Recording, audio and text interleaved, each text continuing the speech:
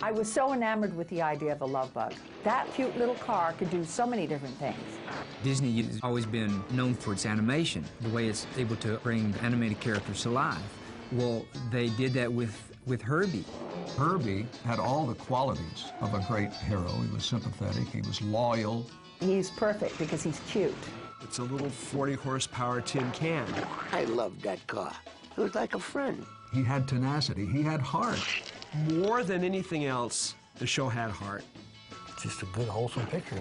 It's pure Disney magic.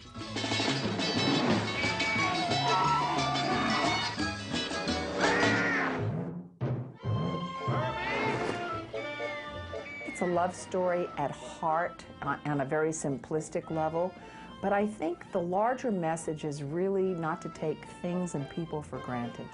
It's really kind of a large message when you think about it. The only reference that Walt ever made to The Love Bug, I had brought him a script, and it was a story of the first sports car ever brought to America. I had an option on it, and I said, this would be good for us to make. And he said, Dean, I read it, and he said, I've got a better car story for you. Love Bug was released in '69, but begun in about the time Walt was very, very sick and dying. I always connect that movie with that because what happened here when Walt died, for a period of time, there was a sort of a committee formed that was going to sort of supervise the film business. And the idea was that we were going to send all of our scripts around to everybody else in the group and let everybody read what everybody was doing and get comments and hopefully profit from that. And during that time, I remember getting a script for The Love Bug from Bill Walsh, who was also the writer, and reading it and writing him a very long note about it, about the nature of fantasy. So I always felt sort of a personal pride, you know, in having contributed to it because I thought it was just a charming, delightful film.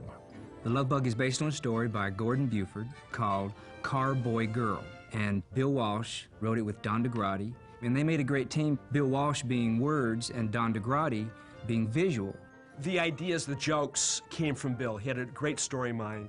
He had a delightfully funny look at life. We're talking about the same guy that did Mary Poppins, Bedknobs and Broomsticks, The Shaggy Dog. The guy was a creative genius. Herbie wasn't always going to be a Volkswagen.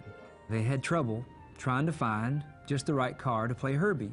They had a casting call for cars, maybe close to a dozen cars, lined up on the studio lot one day. They were going to cast the car. They had a Toyota, a Fiat, a Volvo, an MG, and a Volkswagen. So they watched the employees as they were going to lunch to see how they reacted to them. Well, most people would walk up to the cars, you know, and they would kick the tires, reach in and, you know, kind of move the steering wheel and see how it handles. But when they walked up to the Volkswagen, they just reached out and petted it as if it was like a friend. So that kind of eliminated the problem about who's going to play Herbie. They had their star. People would go by it and they would talk to it. You know, the crew members and the actors and stuff, and so, oh, baby Herbie, and they'd pet it, and it became alive as we were making the picture. I loved that car. And when I talked to the car, when I touched the car, it was like a friend. It was an unpretentious car. It was a very real, I mean, it was just what you see is what you get. There's a kind of honesty there. It was kind of a throwaway car, but that's what works for the story. I don't think it had more than 50 horsepower. It couldn't get out of its own way. But with all that, it had a certain charm. And nothing ever went wrong with them. And if something did go wrong with them, you got some oil and a rubber band and you put it back together again. Everybody thinks that The Love Bug was the natural title, but they wanted to go back to the original boy-girl car. Then they experimented with the magic Volsy, if you can believe that, and Beetle Bomb. Finally, Thunderbug. That was ludicrous, I think, for this nice little car. I'm glad we didn't saddle him with a name like that. What'd I tell you? Now it handles good. All the bugs are gone. Herbie's all right. Who's Herbie? Now, how did Herbie get the name Bill Walsh, who was the producer, who is now dead, so I could really make up anything I want about him. Bill went to Las Vegas to see Buddy Hackett perform at the Sahara Hotel. In his act, he tells this story about first time he went to go skiing, and the instructor's name was Klaus. And Klaus said, "Do you wish to ski?" I said, well, not really. My wife's the one who wants to ski. Well, we will teach you how to ski. I am Franz. I'm the captain of the ski school. And this is Hans und Fritz. Who will you ski with? I said, if you ain't got a Herbie, I ain't going. And so Bill Walsh thought that was hilarious, so that's how Herbie got his name. Herbie the Love Bug was he was a beige kind of car, and he had a number, 53. How they came by 53, to this day, I'll never know. It's just 53. Well, Bill Walsh said that while he was developing Herbie, that he saw a lot of 53s on TV. Plus, he was a baseball fan. The pitcher for the Los Angeles Dodgers was Don Drysdale, and that was his number, which is number 53. So that's how Herbie got his number.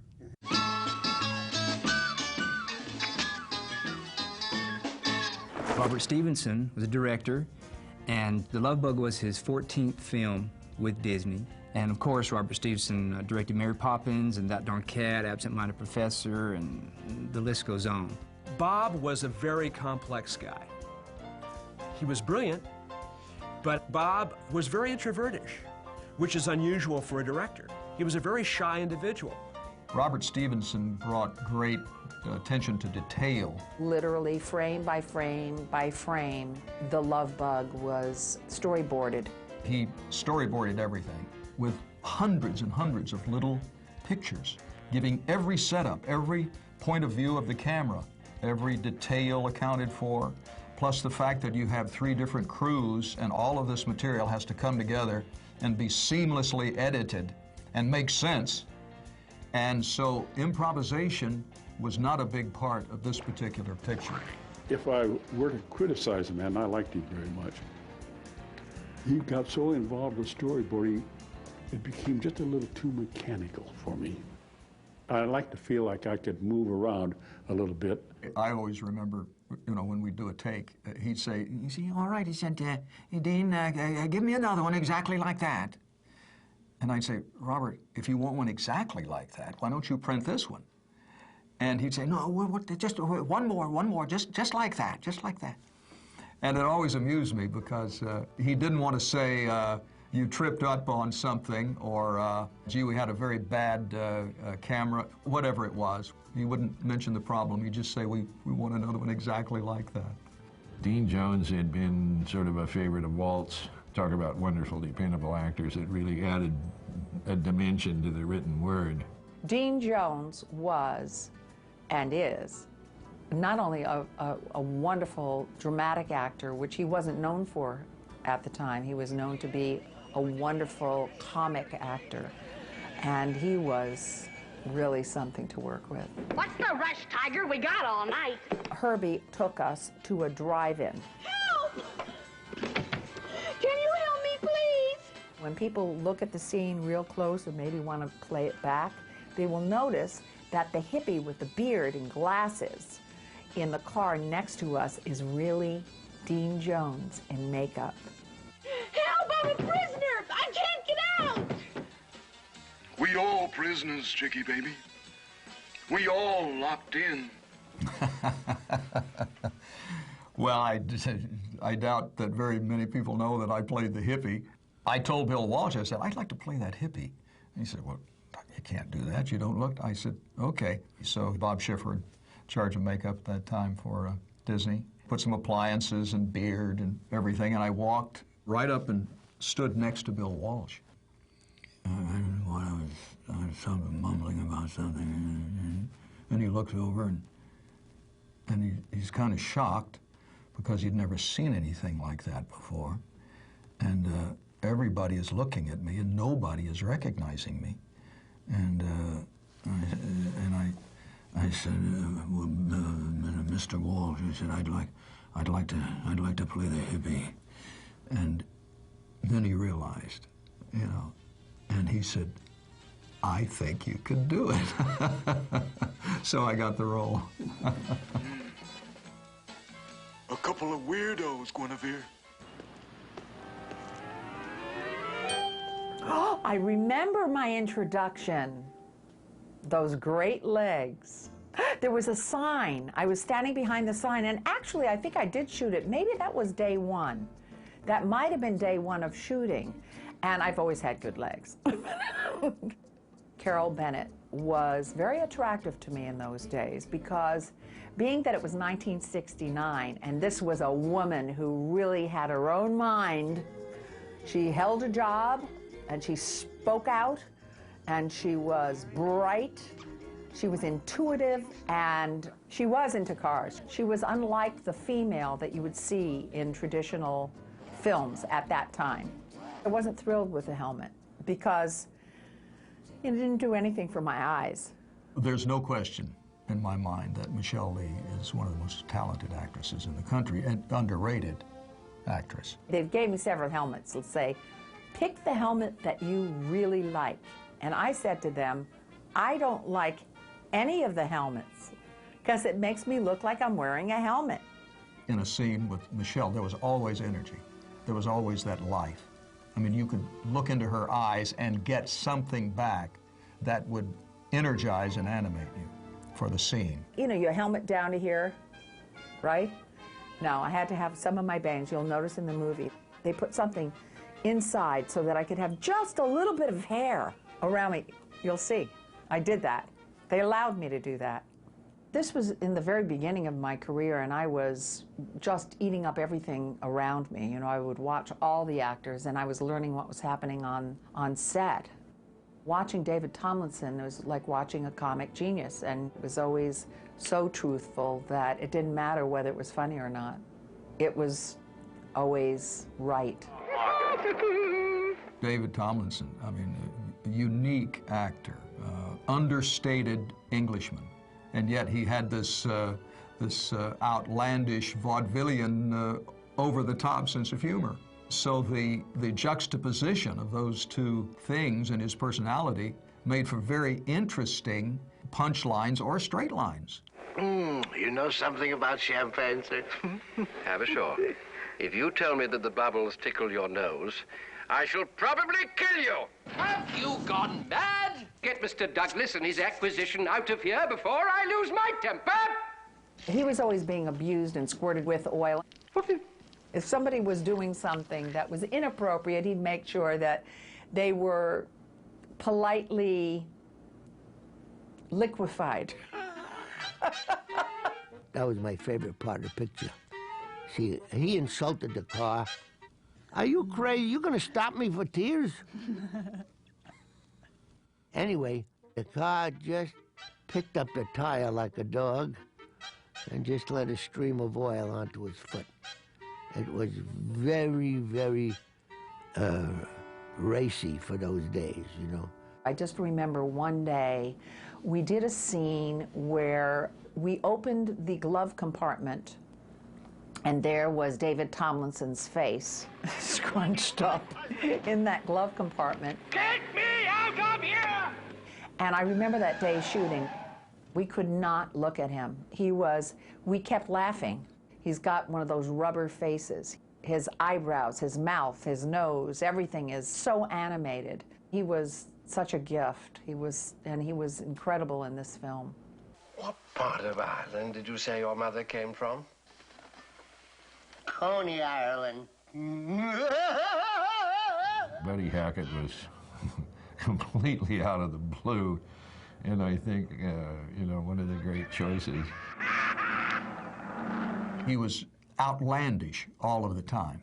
Just incredibly silly things that we would do that were funny. Buddy Hackett had this unbridled energy and a mind that wouldn't stop. You don't let Buddy Hackett improv. He does it whether you like it or not. It's kind of like Robin Williams, you know? It's like when you've got that mind that's so out there and you can't really stop it. It's part of the process. It's not that he wouldn't do, he would do what was written.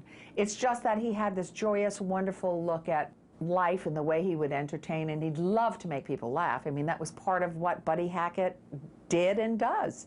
And so we would have many, many laughs with him on the set.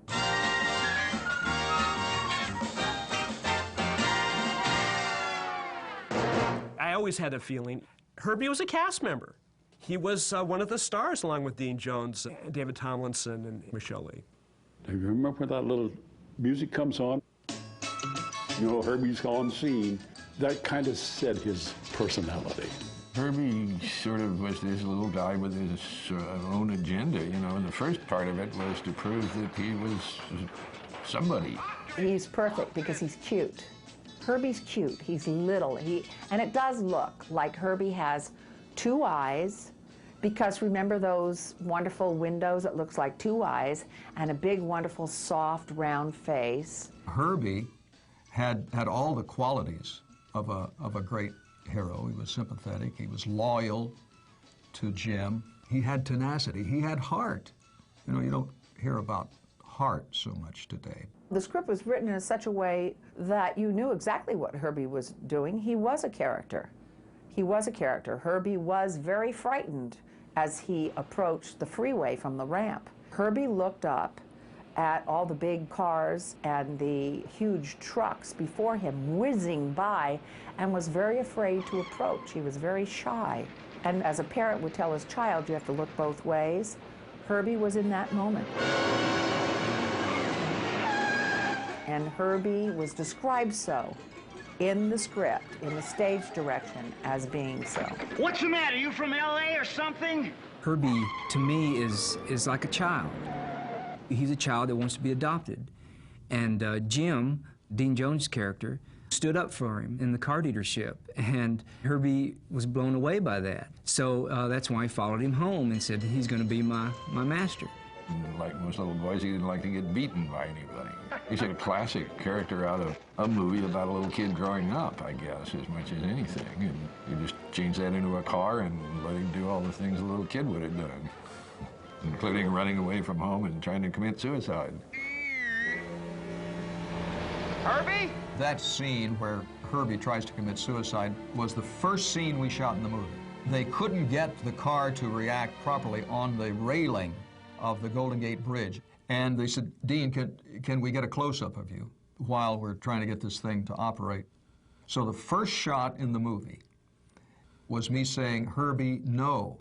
And Robert Stevenson, the director, felt obligated to explain the scene to me. So he says, well, Dean, you see, Herbie is very, very hurt that you've gotten a Lamborghini, and said he's very, very jealous, and he's been injured. His feelings have been injured. And I'm saying, oh, okay. Now, I'm not into this yet. I mean, it's early on a Monday morning, and we haven't gotten the idea that this car is a personality yet. And I'm saying, okay. And he says, when you see him there trying to commit suicide, you say, Herbie, no, and you've got all of the passion and all of it. And I kept cracking up. They'd say, roll camera. I would start laughing. And this happened about 3 times, very unprofessionally. But I finally got it. No, Herbie, don't! But it was quite difficult to imagine Herbie's feelings on that first morning, I must tell you. On this show, which is not always the case, we shot the second unit first. The second unit is a unit usually devoid of actors, use stunt people. It's action stuff, scenics, run-bys. And Art Villarelli was, in my estimation, probably the best second unit director ever. Stevenson and Walsh would put something down on paper, and they'd throw it to Art to figure out how to do it. Well, he always did. We had to create special effects. They were on camera. They were live. Today, a lot of this could have been done with computers. That's the easy way. We never had that luxury. There were 8 Herbies in the original Love Bug because there were so many different gags in the picture. To do that show, you had more than one Herbie. You had about a half a dozen of them, maybe 9. And they were parked everywhere throughout the studio, and the employees would very often clamber over them and sit in them and climb on them to have their picture taken because they were part of what they thought at the time was studio history. Each one was rigged to do a special gag.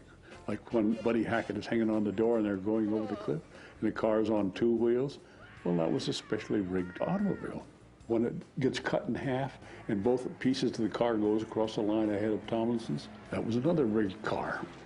We had a souped-up, fast Herbie. We had a hydraulic Herbie that would do wheelies. One Herbie had the ability to shudder and shake. We had one car that in Herbie, the wheels all wobbled. It was sick after it had the Irish coffee. And then we had the feature picture car, who couldn't do anything but look pretty. And we had backups to all those cars. And these cars, of course, had to come apart. You had to take doors off, you had to take windshields out, you had to pull backs off, fronts off, so that you can shoot the back seat, the front seat. So it was quite a chore to go out to the junkyards and find pieces and parts for the film. There's a scene where Jim Douglas gets onto the trolley car in San Francisco, and Herbie is behind the trolley car, so he's driving up the hill. If you look in the left rear view window, you can be able to see the driver's head, and you'd never pick up on it. I thought that was very cool. Herbie driving by himself, which is pretty much what he did a lot of the time, was accomplished by what we call blind driver, which means that we have to rig the car with a extended steering wheel to the back seat, extended controls for brake and throttle to the back seat. You put a stunt driver behind the upholstery. He's actually steering the car from the back seat, and Herbie appears to be steering by himself. The first wheelie, for instance, was a cable on the front of the car and a huge crane hovering over us, and the crane pulled the front of the car off the ground. I mean, these seem like primitive special effects today, but that's the way we did them. Other things were put together like a jigsaw puzzle. Herbie jumping into the tree is done in about 4 pieces. We actually took a car and jumped it off of a dirt road, and it went through the air. We picked up that piece. Then the next time we picked it up and overlapped that with a crane with the car on wires. They kind of scuffled in the tree, and you saw a couple of stunt people coming down out of the tree. And then you saw the car change its attitude, and it kind of wound itself down through the tree. We couldn't hurt the trees because it was at Golden Oaks Ranch, so we had to kind of maneuver the car through the tree to not hurt the tree, not worry about the shot. Anyway, as they came out on the ground, the stunt people hit the ground, and the actors came in, laid on the ground in the same place. They jumped up, and we finished lowering the car down. That's how we did that shot. I recall when they said they're going to skip Herbie across the lake. I said, well, how are you going to do this, guys? They kept telling you, well, just make it look like a rock skipping across the water. Well, a car is not a rock skipping across the water. In special effects, there's no word in the vocabulary that says it's impossible. So we never said no. Never. Herbie skipping across the pond was done out at the Disney Golden Oak Ranch.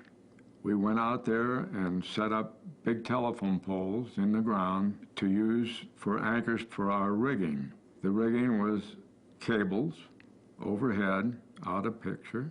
And we put a traveler, and we put motors to travel the car across at a certain speed. Then they put a full-sized Volkswagen. This was the days. We're not talking computer-generated here. This is full-size stuff that we have to work with. So we had to make a car very, very light. We had to put a bottom in it so that it couldn't, what we call, catch the water.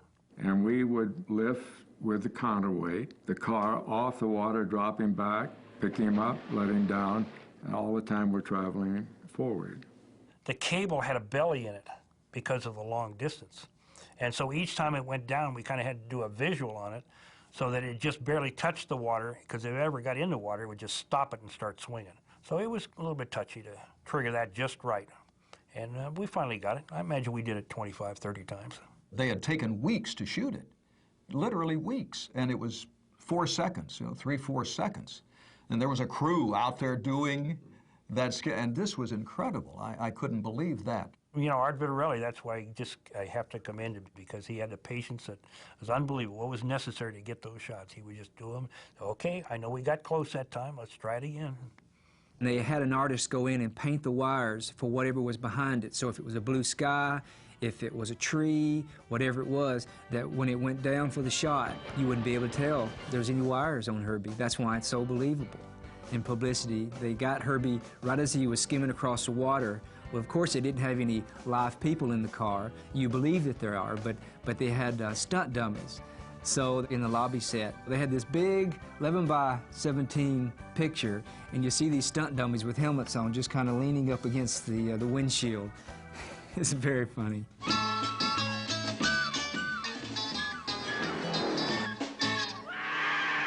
Herbie running on 3 wheels was quite a little trick, but it was done by mounting a big hydraulic cylinder within the car out of frame. And on cue, we could start to elevate that leg, or drop it, I should say, with a hydraulic control and lift the car right up.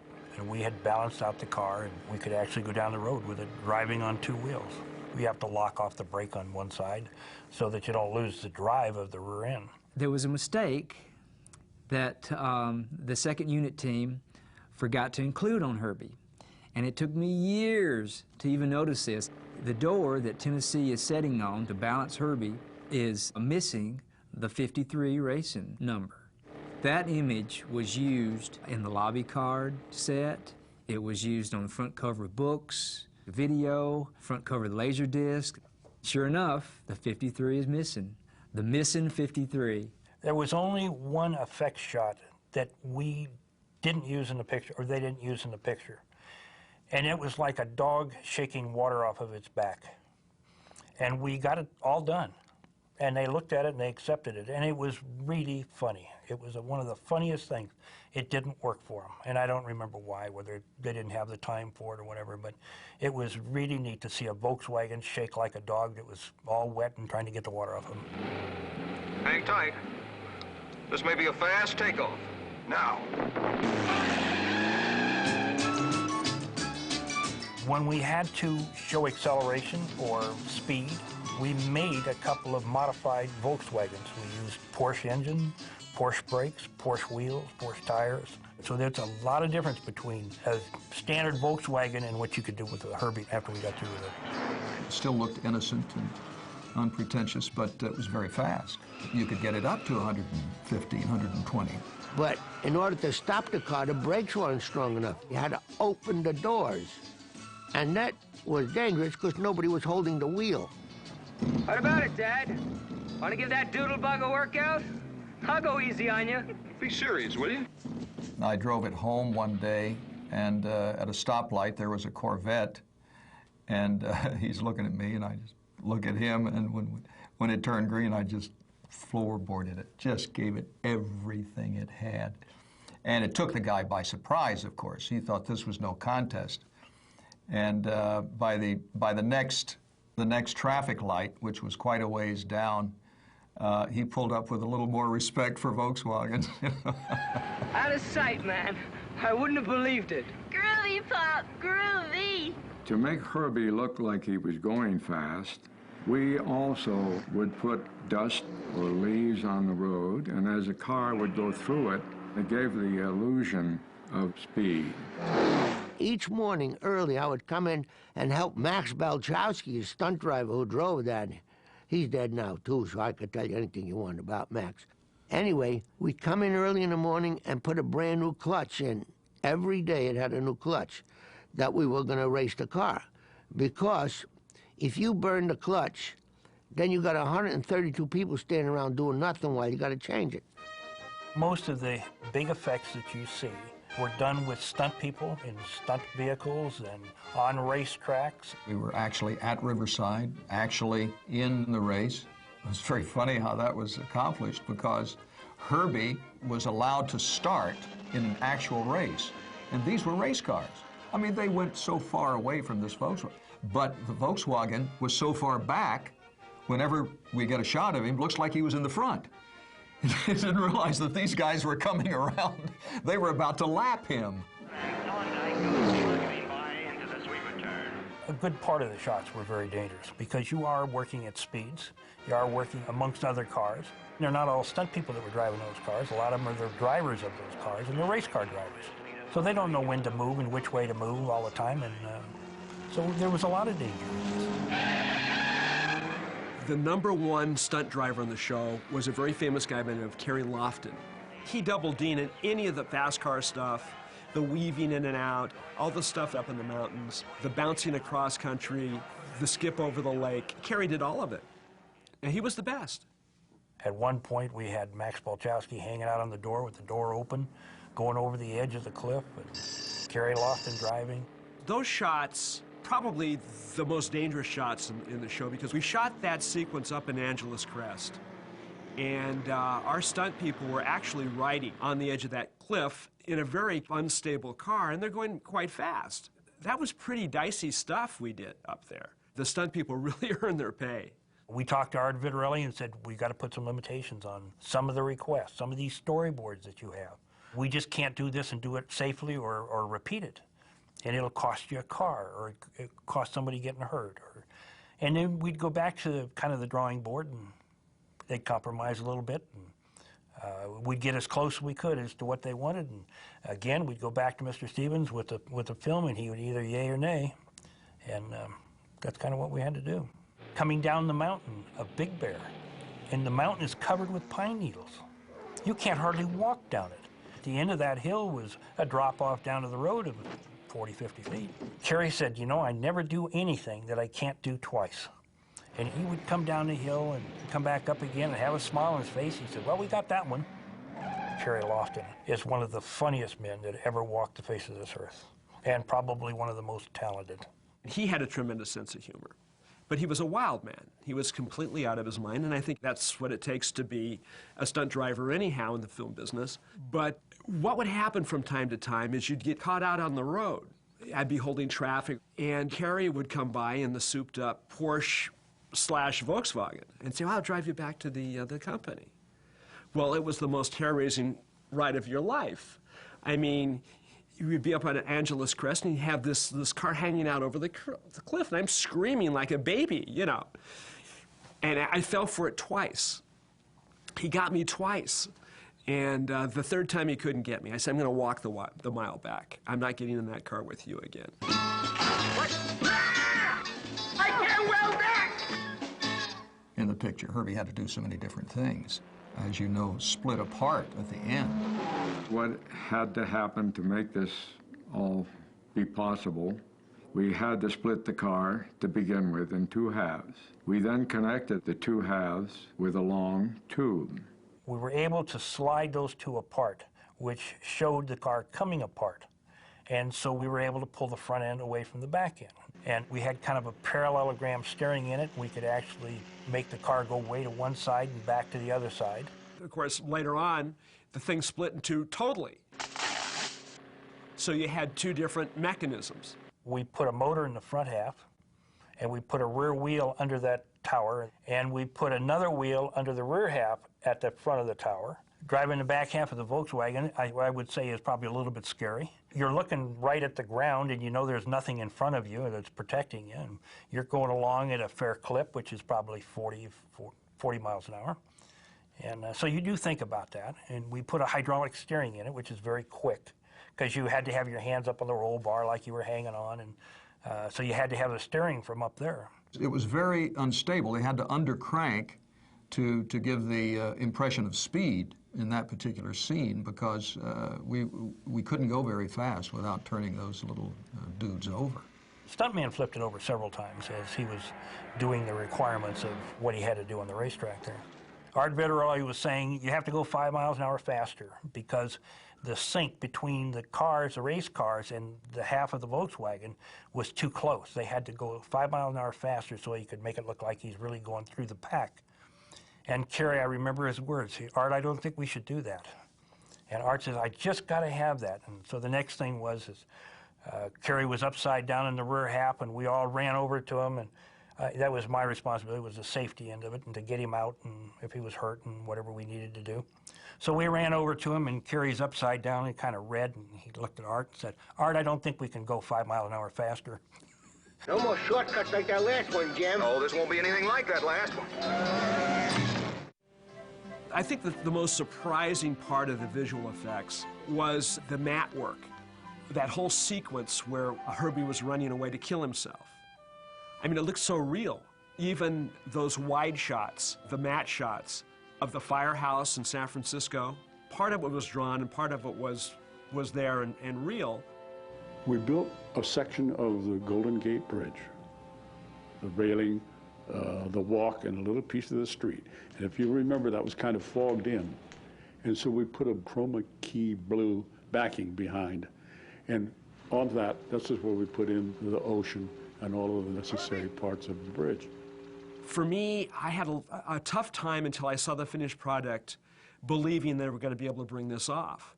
Well, it looked a lot more real than our shots inside the car, for instance, which looked kind of phony by today's standards. Dean Jones and Michelle Lee, they never went out driving.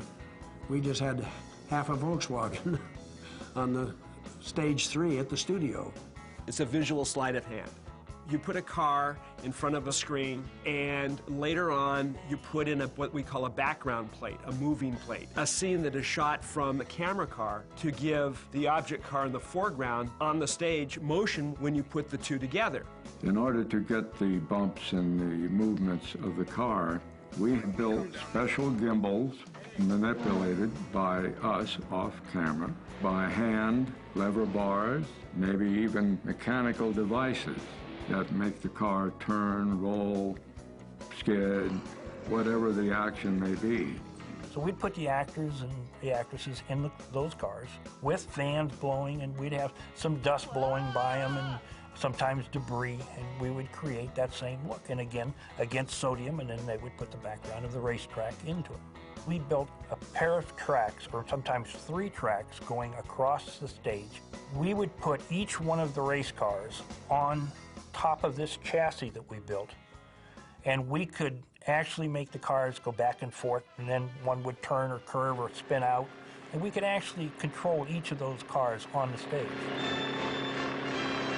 They would just sit in the car and turn to each other and chat or whatever and pretend like they were driving. And we would get the giggles because we were asked to do so many extraordinary things as actors. Mr. Stevenson would say, "Okay, everybody, imagine you're skipping across the body of water."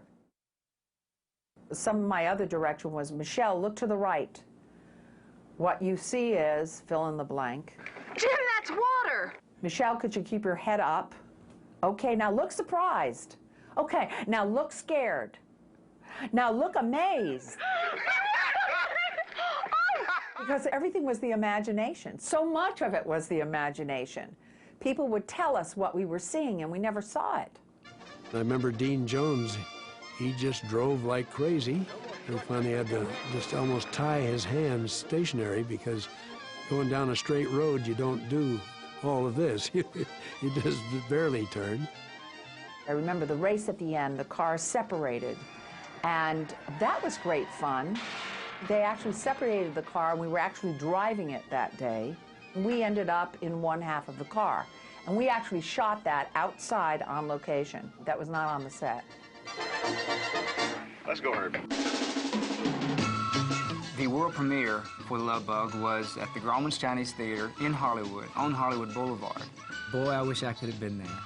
It was great because the invitations were sent out saying that if you did not show up in a VW, you would not have valet parking. So you can imagine there were Volkswagens all over Hollywood Boulevard. And you were encouraged to wear your funkiest 60s attire, no pun intended.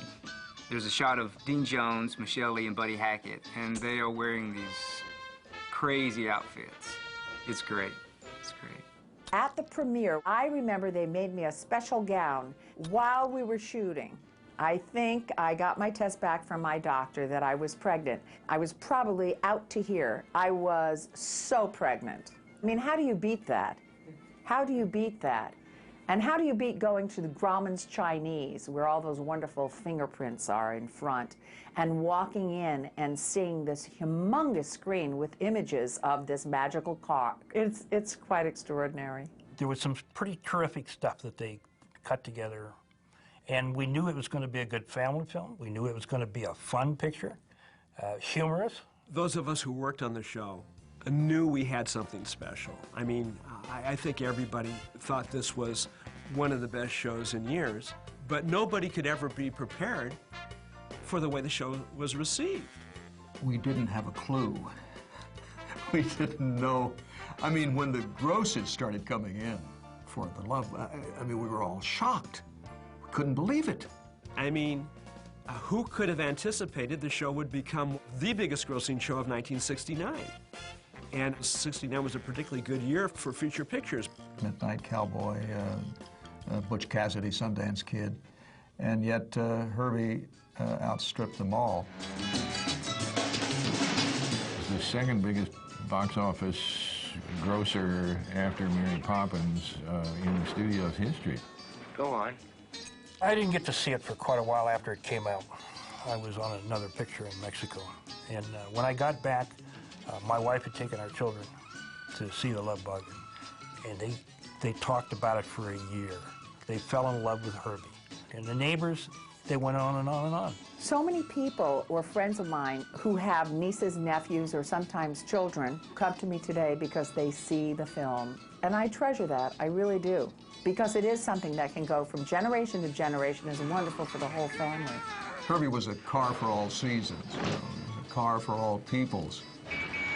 I just wish that Walt had lived to see the success of that film. I can't explain it, except that there's a sympathy for this charming little automobile who was so loyal, who had such tenacity, such heart, and kids today, they still love that Volkswagen.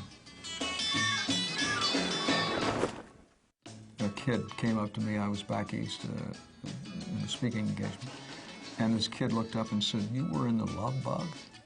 And I said, yes I was. And he said, "You got old." This must be Disney. This is the first time I've ever had coffee without tequila in it.